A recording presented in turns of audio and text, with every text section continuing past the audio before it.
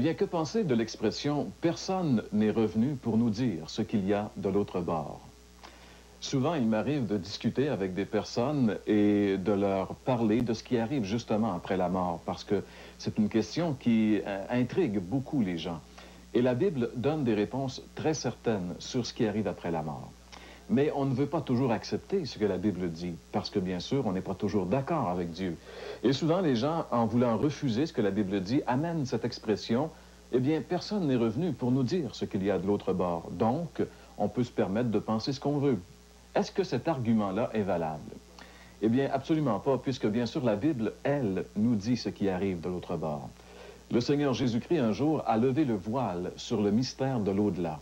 Il en a parlé à plusieurs reprises, mais l'évangéliste Luc nous rapporte un cas précis où Jésus a souligné d'une manière très claire cet enseignement.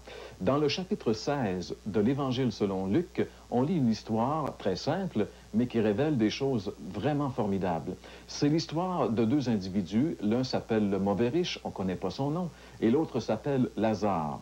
Les deux vivent des vies complètement différentes. Les deux, un jour, vivent la même expérience, ils meurent, et les deux sont amenés dans des endroits complètement différents où ils ont une éternité complètement différente. Et le mauvais riche est dans un lieu de tourment. Et bien sûr, il a 5 frères. Et il sait que ses frères font la même vie que lui et que, nécessairement, ils vont aboutir au même endroit. Alors, ne voulant pas que ses frères se retrouvent où il est présentement, dans la même situation que lui, il dit à Abraham, qui lui est de l'autre côté, « Père Abraham, envoie quelqu'un dire à mes frères qu'ils changent de vie afin qu'ils ne viennent pas dans ce lieu où je suis. » Et c'est la réponse qui est donnée qui, justement, nous démontre que l'allusion au fait que personne n'est revenu de l'autre bord pour dire qu'on n'a pas à s'inquiéter sur ce qui arrive après la mort ne tient pas.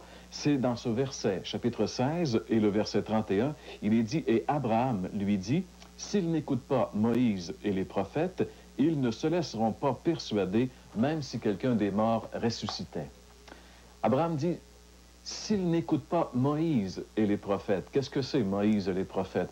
Eh bien, c'est simplement l'expression que les Juifs du temps de Jésus employaient pour désigner l'Ancien Testament, la Bible. Alors, il dit simplement, s'ils ne croient pas ce que la Bible dit, même si un mort ressuscitait et revenait, ils ne se laisseraient pas persuader. Alors, que penser de l'expression « personne n'est revenu pour nous dire ce qu'il y a de l'autre bord » ? Eh bien, ce n'est pas une expression qu'on doit accepter, mes chers amis, parce que même si quelqu'un revenait, on ne croirait pas si on ne croit pas la Bible. C'est la Bible qu'on doit croire, car la Bible est la parole de Dieu et elle nous dit ce qui arrive après la mort.